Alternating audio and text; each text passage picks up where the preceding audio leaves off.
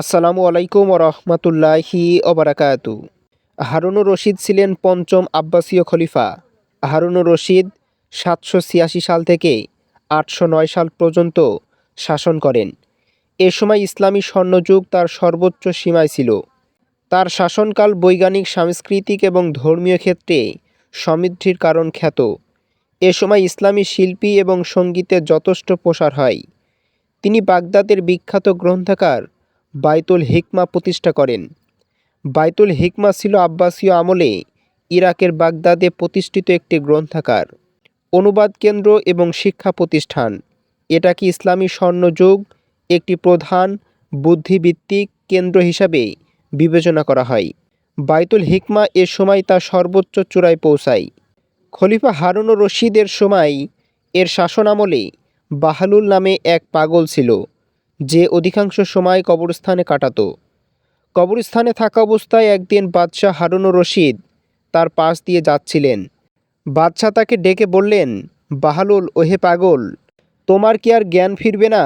বাহলুল বাদশার এ কথা শুনে নাচতে নাচতে গাছের উপরে ডালে চড়লেন এবং সেখান থেকে চিৎকার দিয়ে বললেন, হে হারুন, ওই পাগল, তোর কি কোনো দিন জ্ঞান ফিরবে না?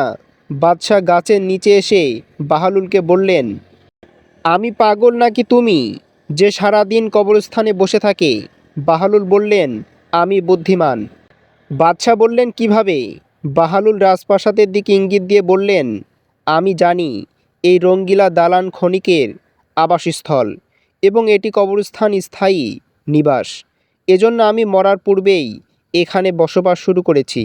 অথচ তুই গ্রহণ করেছিস ওই রঙ্গিলাশালাকে, আর এই স্থায়ী নিবাসকে কবর এড়িয়ে চলছিস। রাজপ্রাসাদ থেকে এখানে আসাকে অপছন্দ করছিস, যদিও তুই জানিস এটাই তোর শেষ গন্তব্য। এবার বল, আমাদের মধ্যে পাগল কে? বাহলুলের মুখে এ কথা শোনার পর বাদশার অন্তর কেঁপে উঠল। তিনি কেঁদে ফেললেন, তার দাড়ি ভিজে গেল। তিনি বললেন, খোদার কসম, তুমি সত্যবাদী, আমাকে আরও কিছু উপদেশ দাও। বাহলুল বলল, তোমার উপদেশের জন্য আল্লাহর কোরআন যথেষ্ট, তাকে যথার্থভাবে আঁকড়ে ধরো। বাদশাহ বললেন, বাহলুল, তোমার কোনো কিছুর অভাব থাকলে আমাকে বলো, আমি তা পূরণ করব। বাহলুল বললেন, আমার 3টি অভাব আছে, এগুলো যদি তুমি পূরণ করতে পারো তবে সারা জীবন তোমার কৃতজ্ঞতা স্বীকার করব। বাদশাহ বললেন, তুমি চাইতে পারো। বাহলুল বলল, মরণের সময় হলে আমার আয়ু বৃদ্ধি করতে হবে। বাদশাহ বললেন, আমার পক্ষে সম্ভব নয়। বাহলুল আবার বললেন, আমাকে মৃত্যুর ফেরেশতা থেকে রক্ষা করতে হবে।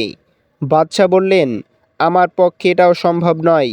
বাহলুল বলল, আমাকে জান্নাতের স্থান করে দিতে হবে এবং জাহান্নাম থেকে আমাকে দূরে রাখতে হবে। বাদশাহ বললেন, আমার পক্ষে এটাও সম্ভব নয়। বাহলুল বললেন, তবে জেনে রাখো, বরং তুমি অন্য কারো অধীনস্থ, অতএব তোমার কাছে আমার কোনো চাওয়া বা প্রার্থনা নেই। আমরা একমাত্র আল্লাহ তাআলার গোলাম, তারই অধীনস্থ। আল্লাহ তাআলা আমাদেরকে তার আনুগত্য এবং তার দাসত্ব করার তৌফিক দান করুন।